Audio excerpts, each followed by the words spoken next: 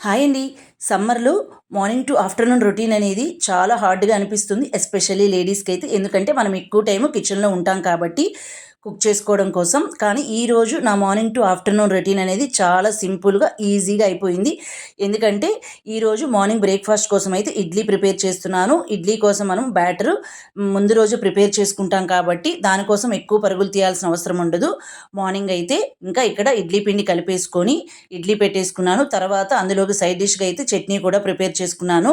Chutney prepare చేసేలోగా idli కూడా cook అయిపోయిందనమాట. ఆ తర్వాత ఇక్కడ రెండోసారి టీ అయితే ప్రిపేర్ చేస్తున్నాను. ఎందుకంటే మా నాన్నకి బ్రేక్‌ఫాస్ట్ చేసిన తర్వాత టీ తాగే అలవాటు ఉంది కాబట్టి ఇక్కడ మీకు రైస్ కుక్కర్ చూపిస్తున్నాను. ఎందుకంటే ఈ రైస్ కుక్కర్ గురించి చాలా డౌట్స్ ఉన్నాయి. ఇలా ప్లేట్ కింద రైస్ ఉండిపోతుందా అని అడుగుతున్నారు. కొద్దిగా రైస్ అయితే ఉంటుందండి. అలాగే కొద్దిగా మాడినట్లుగా కూడా ఉంటుంది. దీన్ని మనం ఎక్కువసేపు నానబెట్టి క్లీన్ చేసుకోవాల్సి ఉంటుంది. ఆ తరువాత ఆఫ్టర్‌నూన్ అయితే ఈరోజు ఒకే ఒక రెసిపీని ప్రిపేర్ చేస్తున్నానండి. చికెన్ బిర్యానీని ప్రిపేర్ చేస్తున్నాను. అది కూడా రైస్ కుక్కర్‌లో ప్రిపేర్ చేశాను. ఎలా ప్రిపేర్ చేశాను రైస్ కుక్కర్‌లో అనేది వీడియో అయితే పోస్ట్ చేస్తున్నాను. ఈ వీడియోకి రిలేటెడ్ వీడియోలో పోస్ట్ చేస్తాను. మీకు కావాలంటే ఒకసారి చూడండి. Thanks for watching. ఖచ్చితంగా వీడియోని లైక్ చేయండి. కొద్దిగా సపోర్ట్ ఇచ్చి ఛానల్‌ని సబ్స్క్రైబ్ చేసుకోండి.